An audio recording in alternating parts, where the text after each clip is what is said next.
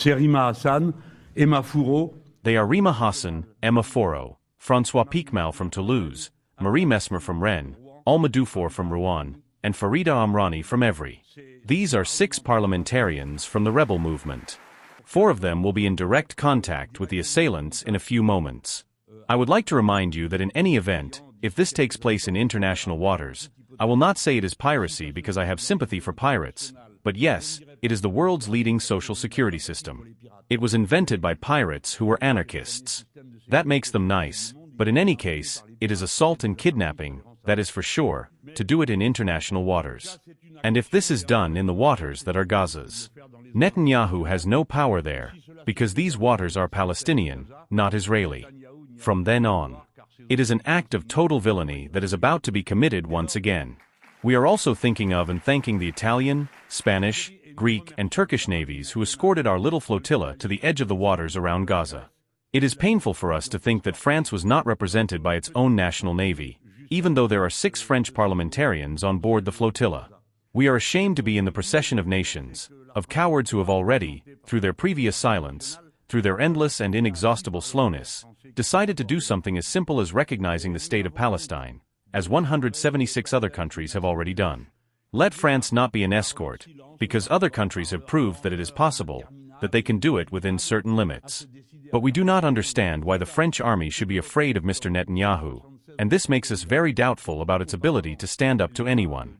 Of course, I am talking about political power and the head of the armed forces, who is the President of the Republic.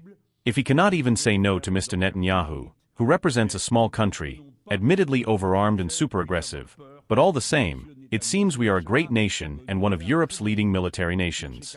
So while I am on the subject of Europe, I would like to say a word against it. Obviously, as usual, the European authorities are at the bottom of it all, and they have a particular moral responsibility, since it was their cowardice, their silence, their art of looking the other way that made the genocide possible.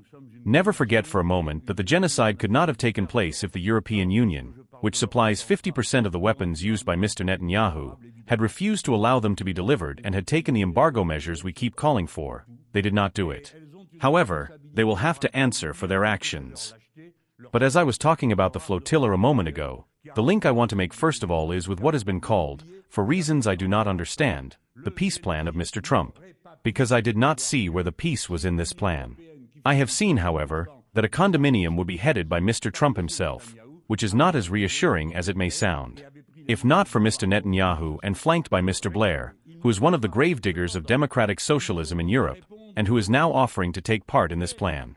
That is what was decided the other day, and I am being very careful what I say, because as you can see, there will be differing opinions everywhere in all ranks. And among those who today defend the Palestinian cause, as you all do, there will no doubt be people who think that, above all, the massacre must stop, and that therefore, if this agreement is the way to stop it, it is worth not throwing it in the garbage can. I know this point of view will exist, and I do not intend right now to play the superhero of the war I am not waging, since I am here with you. However, I can do no less than say that all of us, the Insumis, with the Insumis deputies in front of me, are in a certain stupor at the nature of this agreement, since it amounts to saying that it will be the Americans and the English, the former local colonial power, who will oversee the execution of this agreement. One wonders why the two of them. And above all, one wonders, just as one wonders when it comes to Ukraine, why the people are never asked for their opinion. Why wouldn't the Palestinians give their opinion on this plan? Why should we not propose hypotheses to them? So people say to me, but you do not think about it. Voted during the war. Excuse me? How is organizing a vote more complicated than organizing a war? But what I find most disturbing about Mr. Trump's comments these days is that he has brought all the brass together. And why everything he does matters. Because when they do something, afterwards, they are at the head of a political international that, in every country, passes on the instructions that sometimes come from the Republican Party, sometimes from the Democratic Party. And it often happens that the same instructions apply to the international order. And from then on, we remember very well how Mr. Bannon, touring Europe, supported far-right parties everywhere, calling on them to take power and deploy themselves in such and such a way, and putting money on the line. That is why we are worried, because when Mr. Trump declares war on the Antifas, we are worried because we know that in our country, this war has already begun. Also, with the dissolution of the Association La Jeune Garde and our comrade who heads it.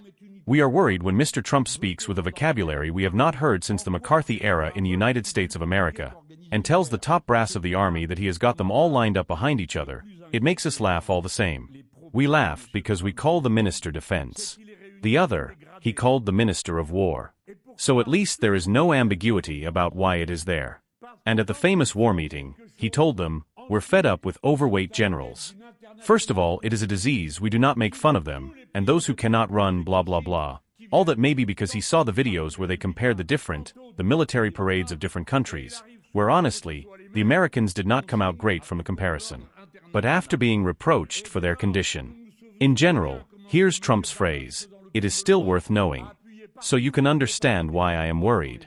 Because soon the imitators will be adding to it. We are the French people, and we do not accept living in a country where one man alone decides that he does not care about the outcome of elections. We do not accept it, not today, not yesterday, not tomorrow, not ever. And we will be joining forces more than ever at every stage. 104 MPs from all left-wing groups have signed a motion of no confidence against the government. They need to get together to see how they can make this operation a success. And until then, there will be censorship. Depuis la période de McCarthy aux États-Unis d'Amérique et qui dit